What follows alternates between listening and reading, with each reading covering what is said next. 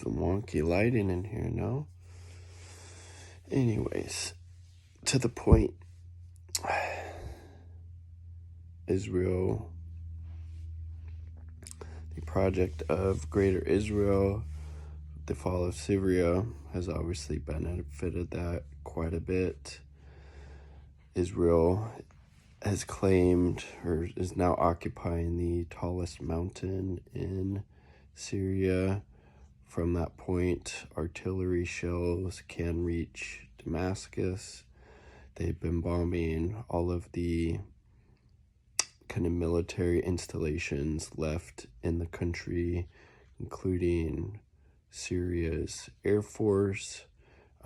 So basically trying to eliminate any potential in the future that any type of Syrian defense force would be able to be established that would be able to stand up and resist against the Zionist regime, and again act as the part of the axis of resistance.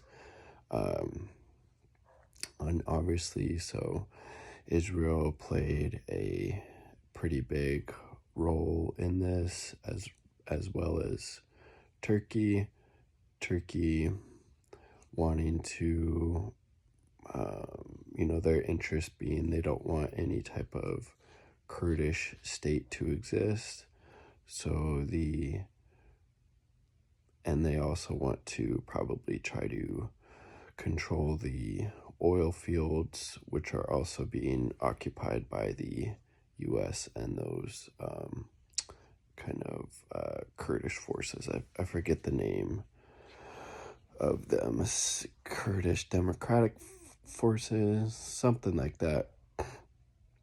And then the United States, obviously, right, played a huge part in this because they've wanted to overthrow the Syrian government for quite some time now and install a puppet regime and just sow as much chaos and confusion in the region as possible so they could further weaken the axis of resistance and to continue to pivot towards Iran, which has kind of always been the goal. And it's just so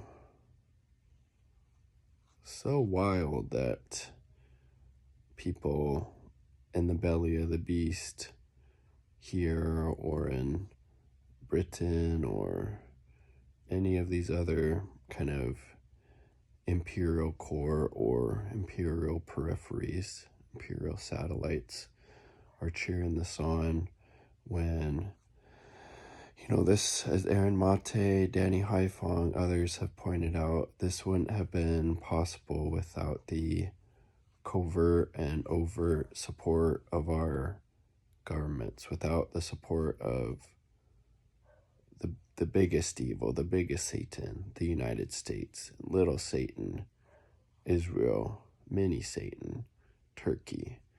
They wouldn't have been able to do this without that.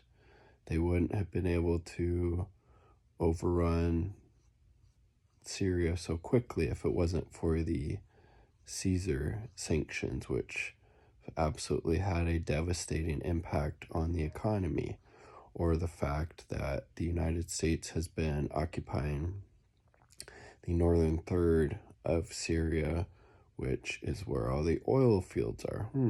Coincidence, right? Or which is also the agricultural rich part of the country. So literally starving the country of the food and starving them of the resources from the oil, from the natural resources that exist in that part of the country. I read that Israel, like a tired, has been bombing the shit out of that country, since the start of this dirty war, and been helping and supporting these, Syrian Al-Qaeda forces, these Islamic jihadists. Same with the US, same with Turkey, same with the Gulf monarchies. And I was listening to a Chris Hedges interview with, I forget the name of the person, but he was a British diplomat. Seemed very knowledgeable and well informed about this, and he was talking about how the Assad government made a choice. They thought it would be beneficial to pivot away from Iran and Russia and try to seek closer ties with the Gulf monarchies, so UAE and Qatar. In particular, they thought that would be their kind of best path forward, which who knows if that choice, if that kind of decision played a part or not. But there's obviously a lot of factors, just the economy being in such shambles. The Syrian government was only paying the generals $40 a month compared to the Islamic jihadists, these, the HTS and these other, Al-Qaeda derivatives. We're getting, $2,000 a month. As Hedges pointed out, that's a lot of money in the Middle East, and comparatively speaking, right?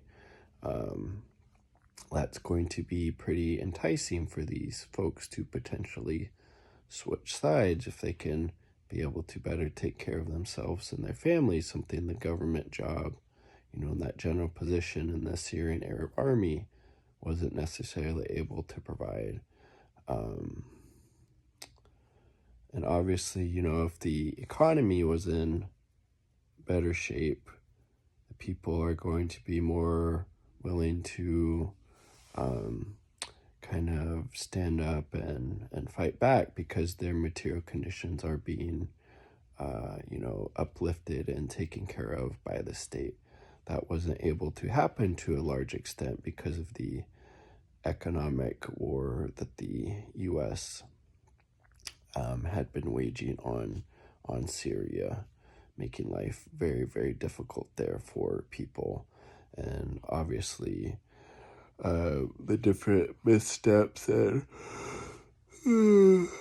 miscalculations and mistakes of the Syrian, government as well.